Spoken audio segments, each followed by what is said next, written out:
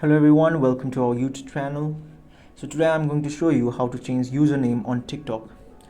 So if you are having problem changing the username on TikTok, then I'm here to help you to change your username on TikTok. So first you need to open the TikTok app. After open, you need to tap the profile icon. So after that you can see the option called edit profile on the middle of your phone. So edit profile, tap on it. So after that you can see name, username and bio. So if you want to change the username, tap on the username.